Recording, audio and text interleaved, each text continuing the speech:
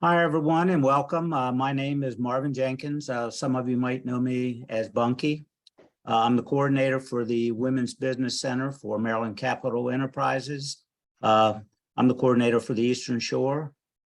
And we're a nonprofit organization, and we assist entrepreneurs who are either starting a business or expanding an existing business.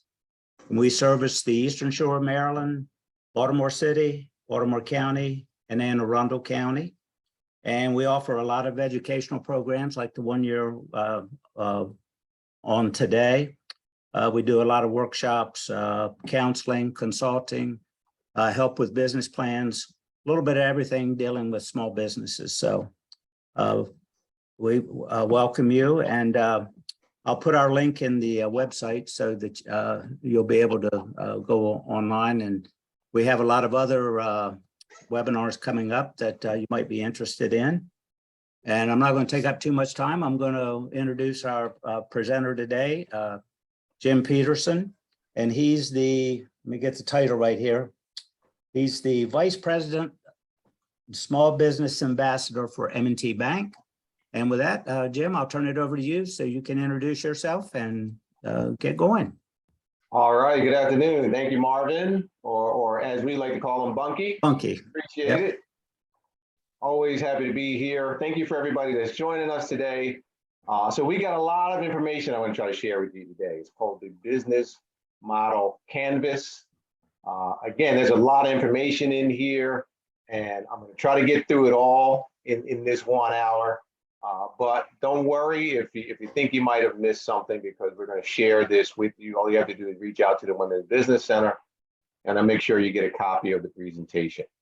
All right. If you have questions, please put them in the chat or raise your hand, and Marvin will try to let me know that you have a question, because this is all about you.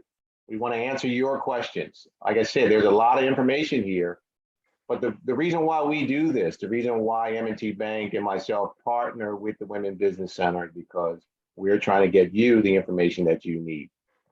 So the key is answering your questions. So regardless of what I have on these slides, we want to answer your questions. So if you have a question, put it in the chat, raise your hand, let us know what that question is. I'm going to try to stop periodically to make sure that I give space for some questions. I might be moving kind of quickly because, like I said, there's a lot of information here. But again, we want to answer your questions. So please make it clear that you have something to say or you have a question, and we'll try to get those answered. So with that being said, we're going to go ahead and get started. And I'm going to get my screen going.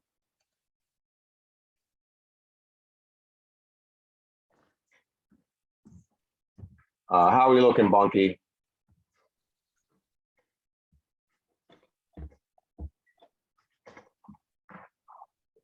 I think you might.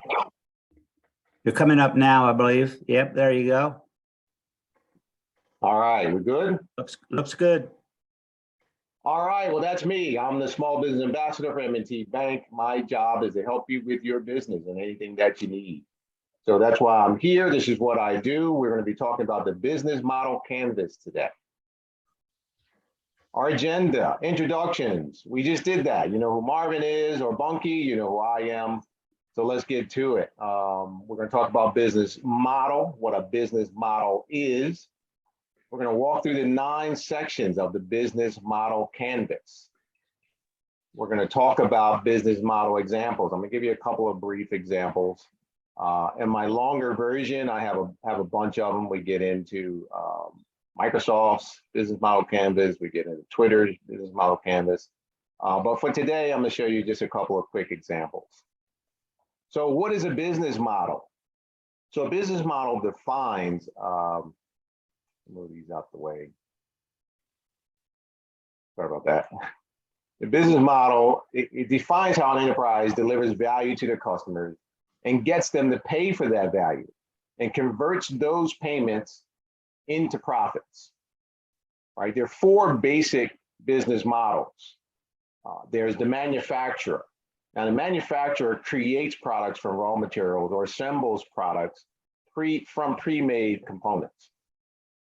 There's also a distributor.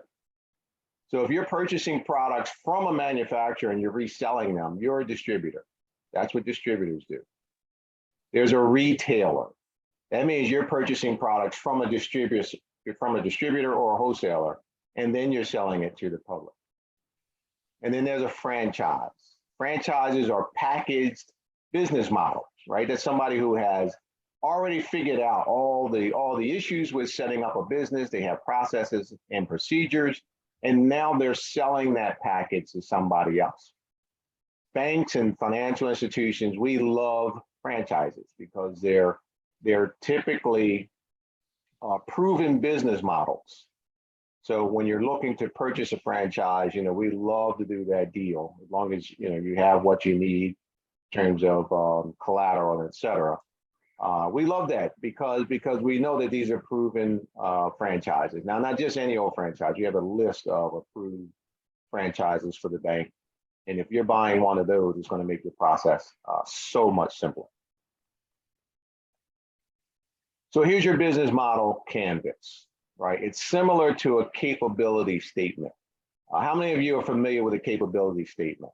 You should be. If you're doing any government contracting, you should have a capability statement already. And they're similar because they're one-page documents that tell you everything you need to know about your business. So the capability statement is going to tell someone that you present it to everything they need to know about your capabilities. What can you do?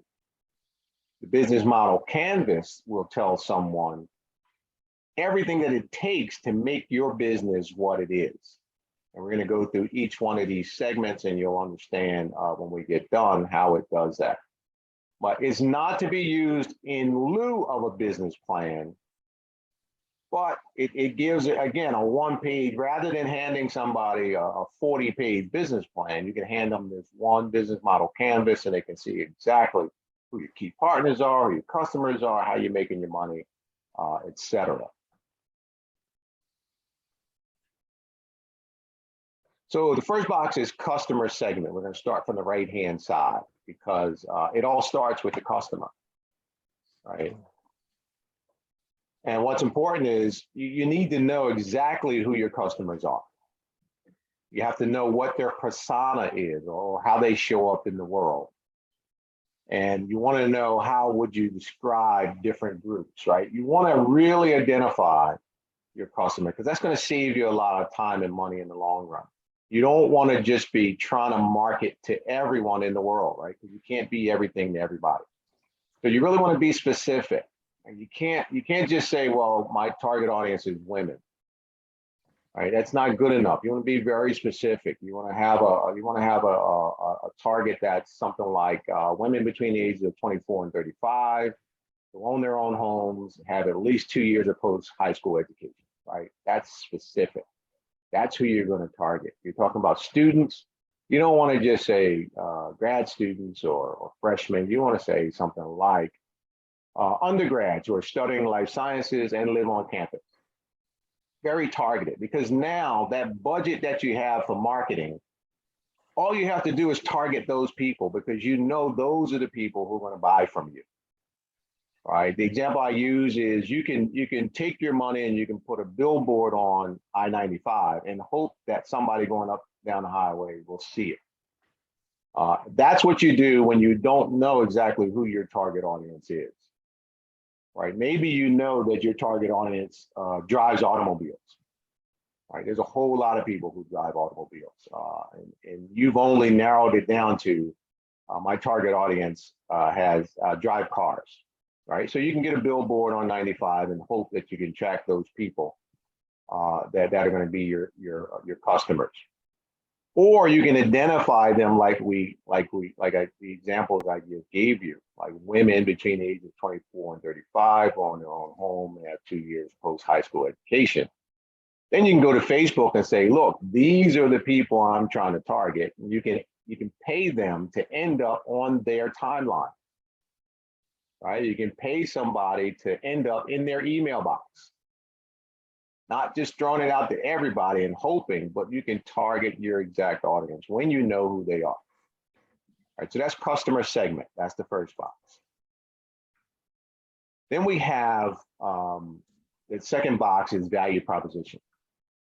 This is what some people say is the most important box on this business model canvas, right? It's what makes you, you.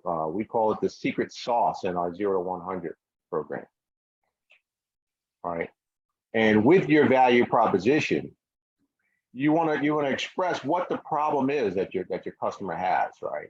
Because there's no sense in being in business if you're not solving a problem. So what is that problem? What job do they need your product to do for them? Right? How does your solution compare with other alternative solutions? And how well does your product solve your customer's problem? So in terms of solving a problem, the bigger the problem, the better the business, right? If you're solving a huge problem, there's going to be a lot of people who want what you're offering. And then you want to know, what do they need from your product? And you got to be very clear, again, in identifying your target audience. You got to be very specific and very clear, because if you're not familiar with who the customer really is, you may not solve their problem the way that they want it solved. Right? I use the example of Range Rovers. Everybody's familiar with Range Rover automobiles, right? Very nice automobiles. So people who buy Range Rovers, are they really just looking for transportation? Probably not, right? Because if you just wanted transportation, you can buy Chevy. Now, it's not a knock to Chevy. Chevy makes great vehicles, right? But they're basically to get you from A to B.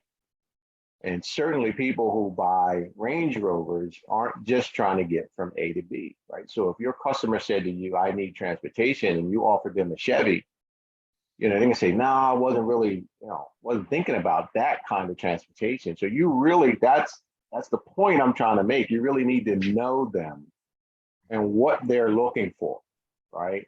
How they show up in the world. People who drive Chevys show up differently than people who drive Range Rovers. And that's not to say that one's any better than the other. They're just different. And you need to know what those differences are so that you can relate to your customer. And then why is your solution better than your competition? Right? And please don't say you don't have any competition. When you say you don't have any competition, that just lets folks know that you don't really understand your business. Everybody has competition. Right. So you must show how you can differentiate how your solution is going to solve people's problem better than your competition, right? Or in a different way, right? A good example is, McDonald's is the king of fast hamburgers. And then you have Burger King who comes into the space. And while they're still selling hamburgers, Burger King says, well, they cook theirs on a grill and we flame broil ours, right? So there's always going to be somebody who likes flame broil better than on a grill, right? And you have to show that it's different and why it's different, and hopefully why it's better. So that's how you differentiate yourself from the competition. And then how well do you solve it, right? So yes, it's different, but how are you doing it better than the other people? How are you providing service with that product that might be better? And that's where marketing comes in, because sometimes it's not all about what you're selling or how you do it, right? It's why. It's that feeling that your product gives to the people who are buying it, right? Maya Angelou said that people will forget what you say, but they won't forget how you make them feel. And that's what manufacturers who make things like Range Rovers, that's what they specialize in, right? It makes people feel a certain way when you're riding in a Range Rover, right? There are very few people who drive Range Rovers who really need to drive up a 30-degree incline or ride over 18-inch rocks, which is what Range Rovers are designed to do, right? But they feel a certain way, and they like the look, etc. And that's what Range Rover's marketing conveys. Another good example is Volvo. People, if you ask people about Volvos, or if you look in the industry and look up Volvo, first thing that you'll see is safety, right? Volvo's safe. They're always talking about their crash protection and things like that, right? Because they want you to understand that we make a safe product. It might happen to look good, but what we're standing behind is our safety. Because you can buy any vehicle, right? But every vehicle is going to try to sell you on why you should buy theirs. And again, back to Chevy. Chevy's going to say, "Hey, we get the job done," right? They're going to point you to their Chevy truck. You want to move some stuff from here to there, buy a Chevy truck. You can guarantee that you're going to get it there, right? So that's your value proposition. What is it about the way you solve this particular problem better than anybody else? Mhm. All right. So any questions up to this point? All right, we're gonna keep it moving. Our next channel, our next box is the channels box. All right, now what channels are is how does your customer learn about your product and how do you deliver your product to your customer? All right, you should have more than one way of encountering your customer, and when they encounter you, it should always look the same. You need to be consistent. We call that omni-channel marketing. So whether you're emailing them or they're connecting with you on social media or you're at a trade show, it should always look the same. I had a young lady teach our 0 to 100 class in Howard County last night, and she taught on branding. And she stressed how important it is for you to show up in exactly the same way every single time, whether it's a letter that you wrote or it's again social media or commercial that you produce or flyer or an email. It should always look the same so that people will start to register, even if they don't see your name. It might be your colors of your business. If you're consistent, much like the display behind me, right? You see that green, you know that's M&T. You see that ampersand, you know that's M&T. M&T shows up the same way all the time. And that's what you should do for your business. All right, so channel is how you're going to get that product to them. What are those avenues that you're going to use to get people to see you and to get people to utilize your product or service? So that's channel. All right, next we have the customer relationship box. Again, building that relationship with your customers. How will your customers interact with you, right? How will you acquire them, and how much will it cost you to acquire them? That's an important number right there. How do you retain them, and are there opportunities to upsell them? So acquiring customers is very important. When people say know your numbers, right? Everybody hears if you're going to pitch, you got to know your numbers. Judge is going to ask you all this information. One of the numbers you need to know is customer acquisition costs. Right, or CAC, C-A-C. People want to know how much does it cost you to get that customer? And you might say, well, I get my customers from IG, so it doesn't cost me anything. Yes, it does cost you something. Right, you have to put that, whatever it is you're putting out there, you have to put that together. You might have to take pictures. You might have to stage it. You might have to hire a photographer. Once somebody orders from you, you're using some kind of platform, whether it's Shopify or some other kind of platform, you're paying for that. Your internet access, you're paying for that. If you're doing it on your phone or on a laptop, you had to pay for that. You had to pay for the service. And then finally, the thing that a lot of people miscalculate is their time. Your time is valuable. You have to put a number on that. So it's not costing you nothing, it's costing you something. And oftentimes it's costing you a lot of time to do that. And you have to assign a value to that time, a realistic value to that time. And that's your customer acquisition costs.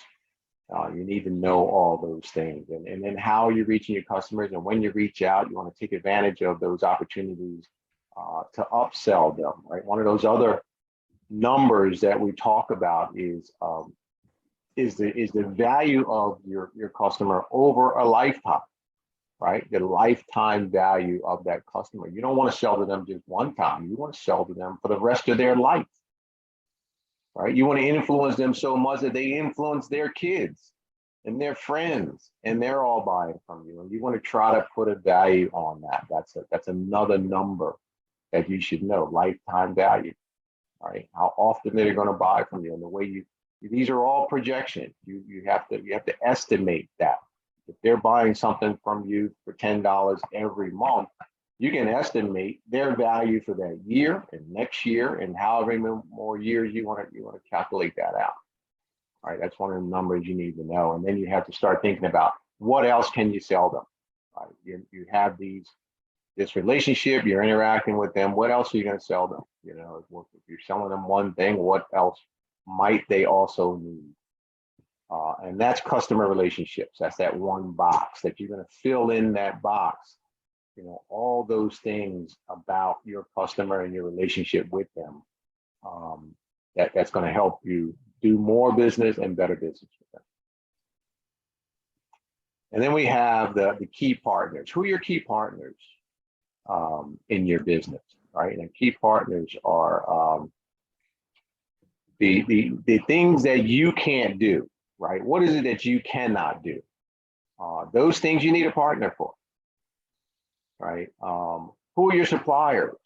Whoever is providing you with the things that you need to do what you do, whether it's a service or a product, they're your suppliers and they're also your partners, right? Who's distributing your products? Who's out there selling for you? And it's not necessarily just a retail store that's carrying your product. It might be people on the street who are just talking about you. We call them evangelists, right? People on social media who just like you and they want to help you do what you're doing, whatever it is that you're doing. They're partners of yours, right? You need to treat them like partners. If you're selling on Amazon or Etsy, they're your partners. You need to know how they operate and how they're managing your product or service, right? And that's the last point. How will you manage these partnerships?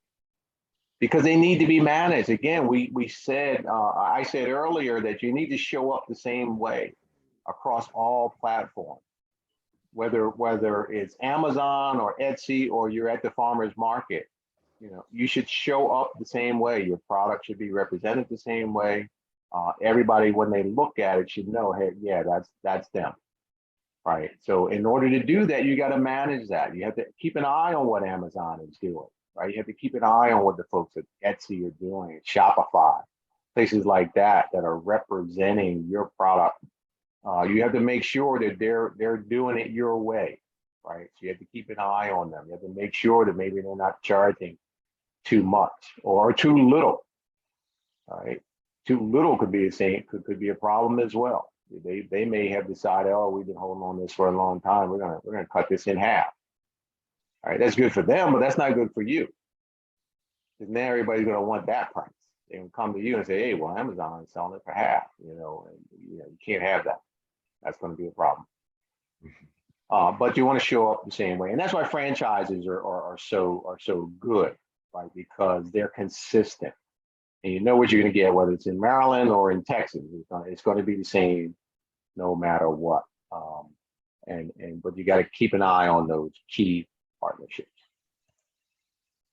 And our next box is key activities, right? What are those key activities for your business? The activities that need to perform to maintain that value proposition we talked about. What is it that you have to keep doing? Have to make sure you keep doing to make sure that you're going to show up the same way and present the same value every single time.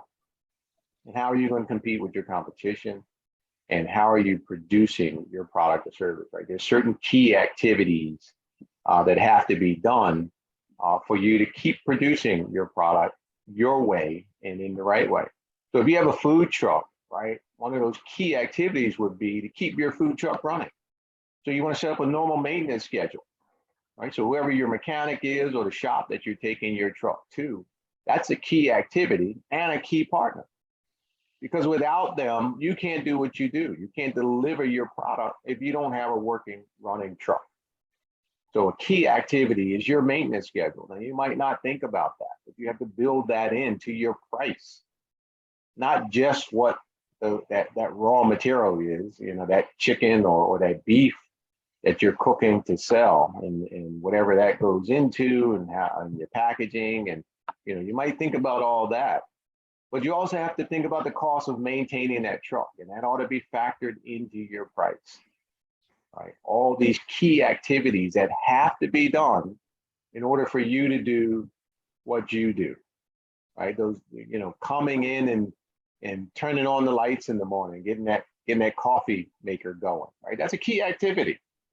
Because you want, when the rest of the folks come in, you want to make sure that everything's ready for them to go. Right? If you have some equipment that needs to be turned on and get warmed up, or that truck needs to get warmed up, or again, maintenance or whatever. These are key activities that a lot of people don't think about. It might be taking your best customer out to a ball game every now and then, or out to dinner, or out to lunch. Right? That's a key activity, because that's going to maintain that relationship. So you want to build that in. You want to build those costs in. You want to make sure that's a part of your procedures. Another word for key activities are procedures. You hear people talking about policies and procedures. Key activities are those procedures. So if you were trying to franchise your business, right, which everybody should be doing, you should be setting your business up to be able to run without you. That's the difference between a business and a company. Business can't run without you. A company can run without you. You can step away and say, we have policies and procedures in place.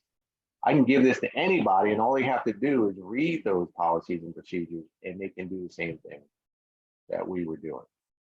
Right? So you want to set those things up and make sure that they're documented and they can be handed to somebody else. Somebody else can read it, like this business model canvas, and say, okay, I can see exactly how they do what they do. All right, any questions up to this point? If Not so far. All right, great. Keep moving. That means I'm doing an excellent job explaining all this. So we'll keep going. So next we have key resources. Right? What are the key resources for your business? What resources are needed to perform the key activities that we just talked about? Right? What is the intellectual property that you need? That's key. I did a workshop a couple of weeks ago, or actually more than a couple of weeks ago. I think it was last month with an intellectual property agent, and we talked about IP. You can find that on YouTube. Very important. You need to protect your IP. There are things that you do that nobody else can do, and that needs to be protected so nobody steals that from you. Not only that, but it has value, right? You might not think that anybody wants to steal what you're doing or how you're doing it, but it has value. When it comes time, again, we're talking about creating a company. And if you want to sell that company, that's value. The way that you do things that nobody else does, that's valuable. You want to put a value on that. You're not selling just the building that comes with the business and the trucks that comes with the business. You're also selling that intellectual property, that thing, that secret sauce, that thing that you do that nobody else can do. That has value. You need to figure out what that is, protect it, and put a value on it. And then human resources required. What's required from the people that are helping you do what you do? That's a key resource, right? Do you want to offer higher pay to them, living wages? Do you want to offer benefits? You got to take care of those people because they're key. And then what financial resources do you need, right? Do you need to borrow some money to do what you need to do? Do you need to raise your prices so you can make more profit, to be able to continue doing what you're doing, or do it in a better way? All right, so these are the things that the business could not run on without. These are key resources. Your suppliers are your key resources. Where are you getting your food supplies from? Where are you getting your raw materials from? Key resources. So that's what goes in that box. And then we have cost structure. Now this is a key box as well, right? Because this is how this is a type of cost that was associated with launching or running your business. All right, what is it going to take for you to get this thing off the ground? What is it going to take for you to keep this thing running? And in that, you want to understand your fixed costs and your variable costs, right? There's certain things that are going to be fixed. Whatever rent you're paying or mortgage you're paying, that's going to be fixed, right? Your payroll is going to vary. You're going to hire more people, you're going to lose some people, that's constantly going to shift. Sales commissions, if you're paying sales commissions, they're going to vary. Your energy bills, you hope that they stay consistent, but they typically don't. In the winter, they're going to be one thing. In the summer, they're going to be another thing. You hope to get a break somewhere in between one of those seasons, but you never know. The cost of oil and gas goes up and down, mostly up, but it's going to vary. Your marketing, things like that. These are all variable costs. So you have to also always consider all of the variable costs and all of the fixed costs. And they, again, need to go into your cost structure. When you decide what you're going to charge for your product or service, you have to think about all of these things, right? Not just the raw materials and how much profit you want to make. You have to think about all your costs. A lot of people are losing money and they don't realize it. One of the examples I like to give is a woman that I work with who sells baskets at Christmas time, and she spends all year getting ready to sell these baskets. She lives down in Savannah Park, and she goes to these bazaars and things like that during Christmas and sells these very, very beautiful gift baskets.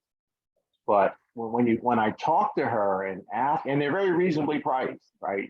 When you look at it, it's like, oh, I got to buy one of these because you can tell that there's a whole lot of value in there, and it is, because she spends all year and she goes to New York and she goes to these different places, drives all over the place, putting these baskets together and what's going to go in it. Oh, and by the way, and she makes these baskets by hand.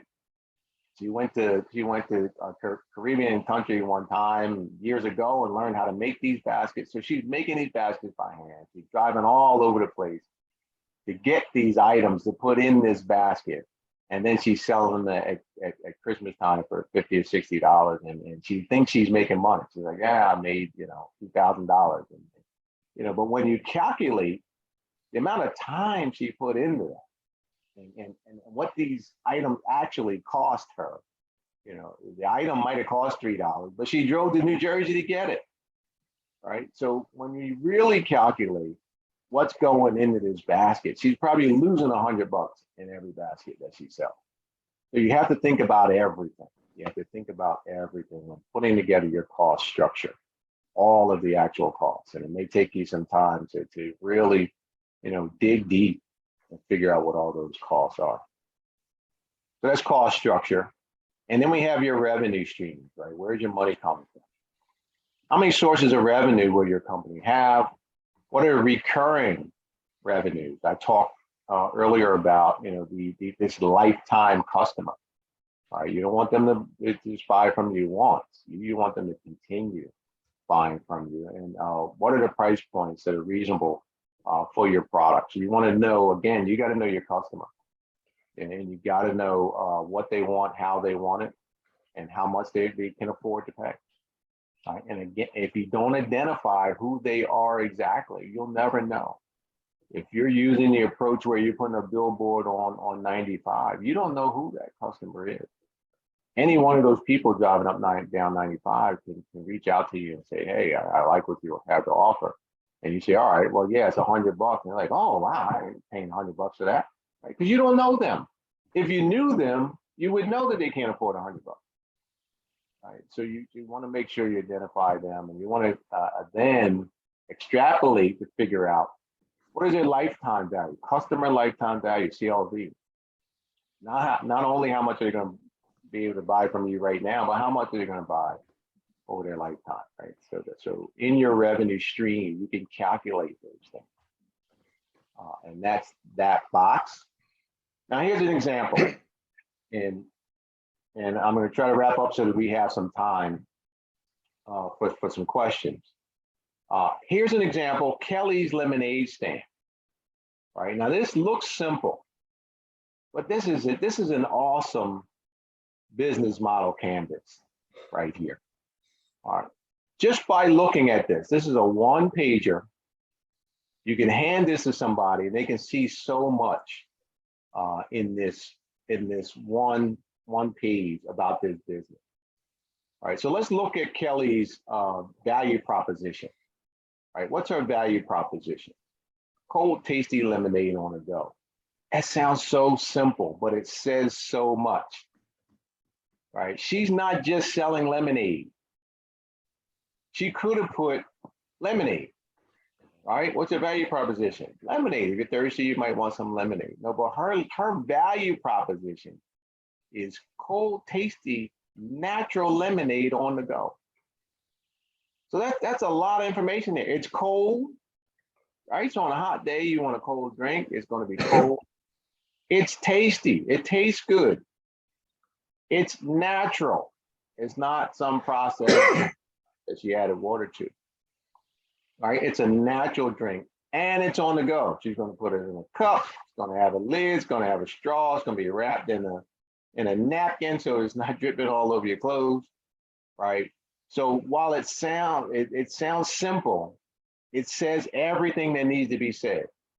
Just from that simple phrase, cold, tasty, natural, on the go, you know exactly what her value proposition is. She's not the lady that's selling any old kind of lemonade.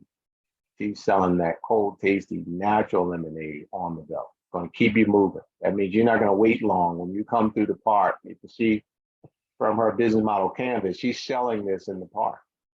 All right. When you come to her, you're going to get that lemonade and keep it moving. It's on the go. It's going to be cold and it's going to be tasty. All right. So it says a lot. Our customer segment on the far right are people who visit the park. All right. And you can probably think of other people who you know, come through the park. A lot of people come through the park. It could be students. It could be people on their lunch hour, walking from one place to another downtown. All right. So there's a lot of park visitors who come through there. Her key partners are municipalities because she's in a park downtown somewhere. And her key partners are all those other municipalities that are in the area, right? Municipalities are what runs the park. So the way that she gets to stay in the park is to make sure that they're happy with what she's doing. So that means she's gonna set up in time. She's gonna clean up when she gets done. She's gonna maybe walk around the park to make sure that nobody threw her cups on the ground or her napkins. She's gonna treat people well so that they don't complain to the municipalities about her services that she's providing in those parks. Her key activities, right? Making lemonade, that's what she does.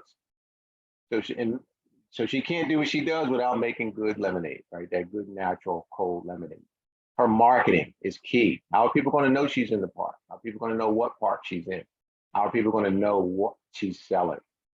Right? Her marketing, and then the selling. All right, she's got to be there, or somebody's got to be there. Hopefully, she has some processes and procedures in place, and she can have these stands in a whole bunch of parks because now she's packaged this in a way that anybody can read how she does what she does, and they can represent her brand in other areas, and she's not limited to just her doing what she does. Her key resources are ingredients, salespeople, and booth and equipment, right? She can't do what she does without these key resources. Wherever she's getting these lemons from, she has to make sure she can continue to get them, not only from that person or that place, but a backup, a backup for the backup, right? Because this is everything. This is a key resource. Without lemons, she can't sell cold natural lemonade on the go. And then the channels, how is she getting this out? Through booths in the park. That's how she's getting it out, direct to consumer. And then on the website, she's got a website, right? Those are her channels. Her cost structure, how much does her ingredients cost? How much does her equipment cost? How much is she paying these people to operate those booths for her, to get those flyers out? And then all those intangibles that we talked about, her overhead, right? She's got to be attached to some kind of kitchen. That's just how business works, right? She's attached to some kind of kitchen that's costing her something, whether it's her own kitchen and she's a cottage industry. There's some energy being used there, right? She's got an electric mixer, some lights, some heat, air conditioning. That's costs, right? So you have to factor in all those other costs as well. And then her revenue streams are lemonade, the lemonade that she's selling, and possibly any tips that she's going to get, right? You can see how that can expand. Right? Eventually, she could be selling Kelly's Lemonade T-shirts. She can be putting her advertising on the cups. She could be teaching other people to have a similar business. She could franchise this thing and sell Kelly's Lemonade franchises. So you can see where those revenue streams can grow. But this gives you a really good example of what a business model canvas can look like. You know, a lot of people get intimidated, just like with a business plan. You think, I'll never do a business plan, takes too long. When I say you should have a business model canvas for your business, it could be this simple. It could really be this simple. And once you get started, you can have something like this, and it'll continue to grow, right? Your key partners will grow. You just as they come in, you just add them. All right, got another key partner, you put it in there. Your customer segment, I got another segment. I just found out that middle school students come to the park on Fridays and they love my lemonade, right? All right, you got a new customer segment. What are you going to do to target those middle school students, right? Reach out to the school, reach out to the teachers, etc. So it can be this simple. Now, I'm going to show you another example. I think we're pretty good on time. Show you another example, right? Uber's business model canvas. So a company like Uber, their business model canvas would look something like this. All right, now this is an abridged version. They probably have thousands of customer relationships and customer segments, et cetera.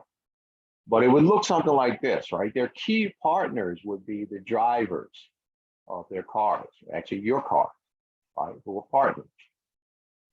They have a partnership with the NFL. They have a partnership with American Express, and they do something around National Cat Day. I don't know what that is, but you know that's one of their partners.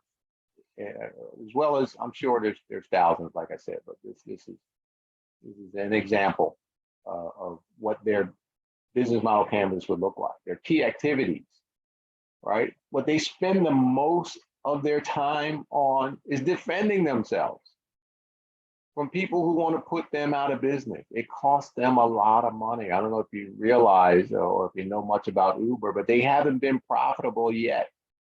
They make a lot of money. A lot of people work for them. A lot of us utilize their services, but they have yet to make any money. They haven't made a profit yet because they're always defending themselves in court. They're paying tons of lawyers every day to defend themselves to stay in business because there's certain people who think, that number one, they don't take care of their drivers well enough, or they're competing against taxis, and they should be treated like a taxi and pay the taxes that taxis pay. There's a number of reasons why some people think they shouldn't be in business, and they're constantly trying to defend themselves. And, another one of their key activities is to keep getting new and more drivers.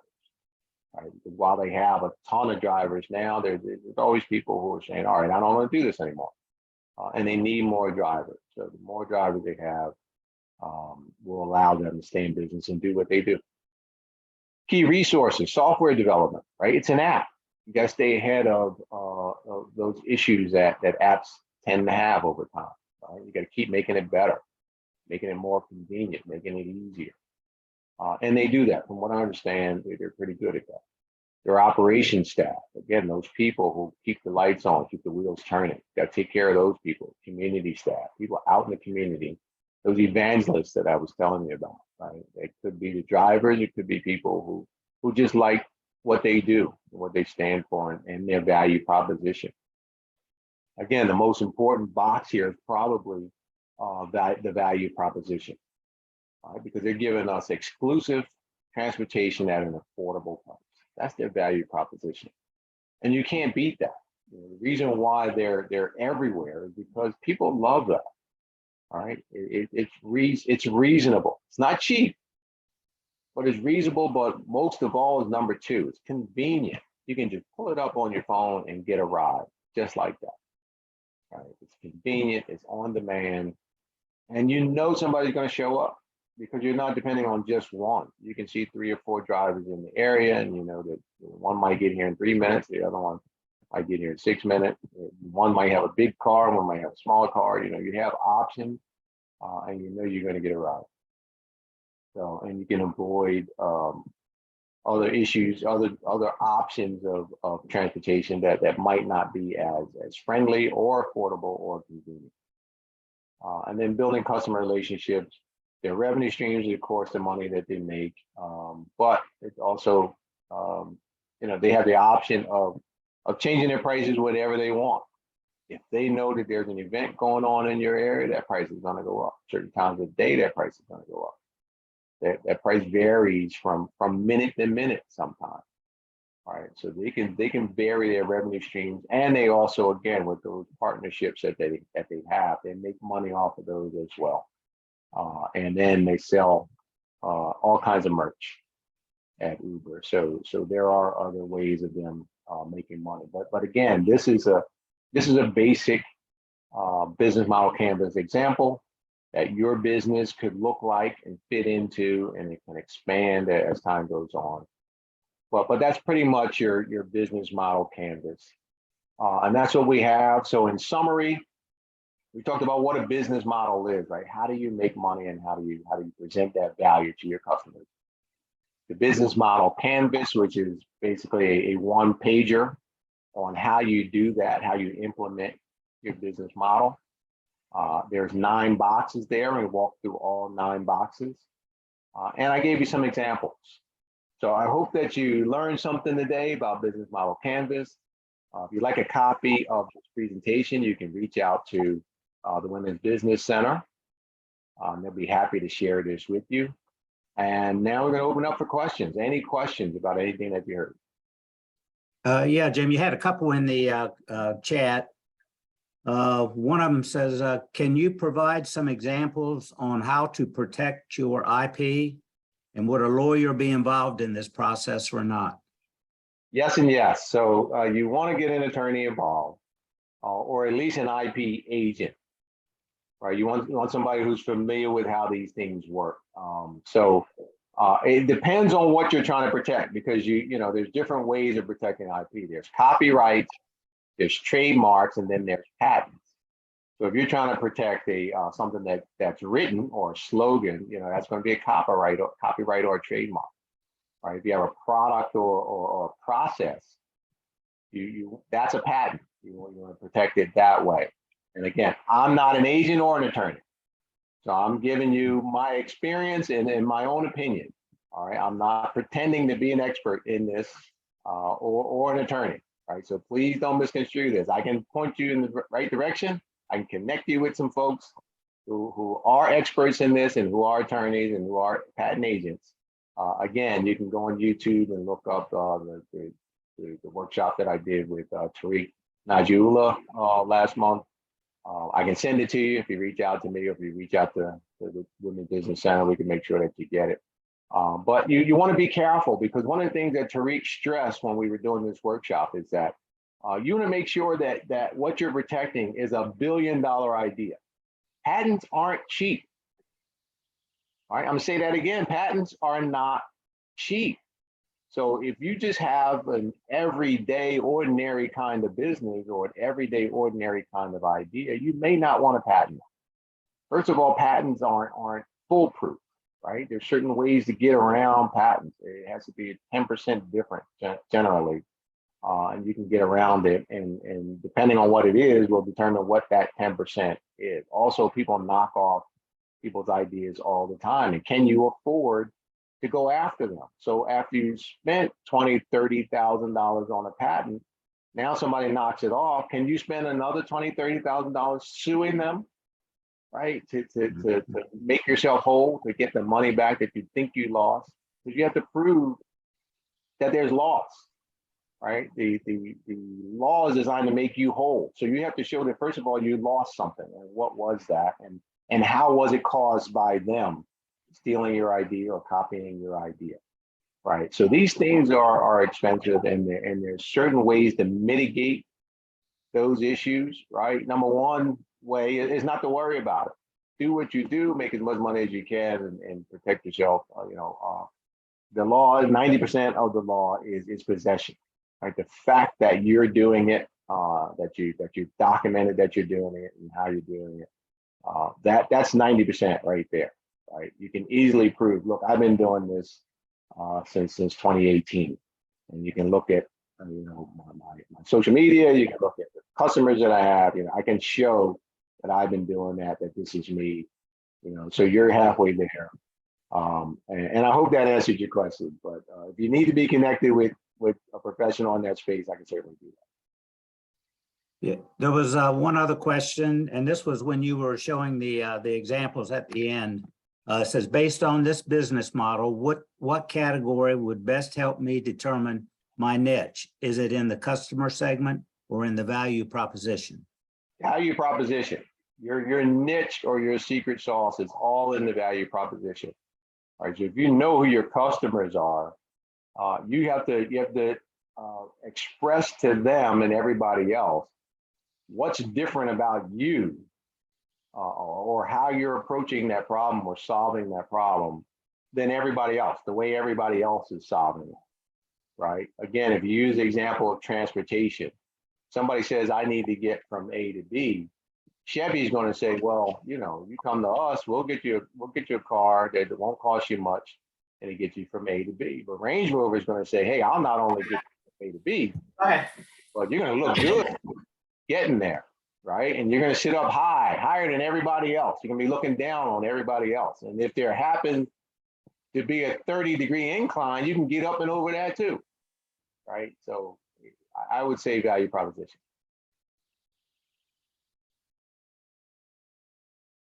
Any other questions? Now's the time if you've got a question.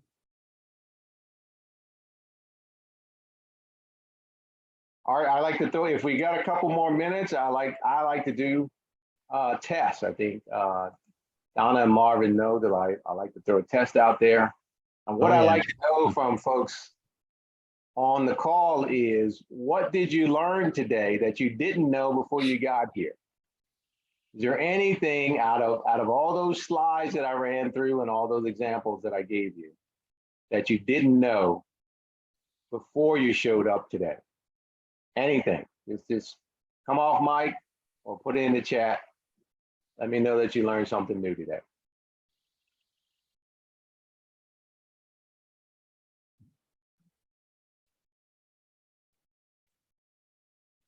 All right, so nobody learned anything.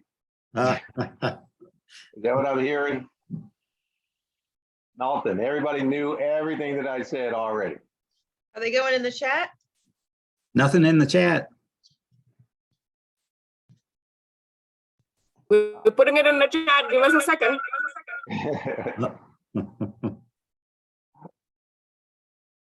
Did you already know who Uber's key partners were? All right, I guess one person put in here, how to abbreviate my capability statement. Okay. Right. So I guess everybody already knew what a capability statement was, how to put one together, what a business model canvas was. Another put in, I learned how to put together a business proposition. Business proposition. All right.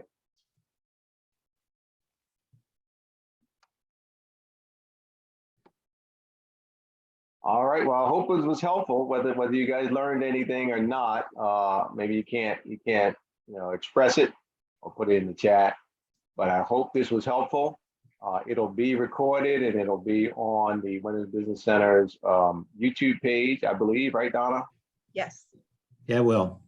And you guys can refer to it there, or if you need a copy, we can make sure that you get a copy. But I want to thank you for your time. Thank you for spending your lunch hour with us today. And if you need to reach out, I'm easy to reach. You can catch me on Facebook, Instagram, or LinkedIn. Well, thank you, Jim. That was, as usual, quite informative. And we appreciate your time and everything you do for us. But and I'm sure we'll be seeing each other again here soon. All right. Yes. Always happy to be here. Next week at Patents, Trademarks and Copyrights, right?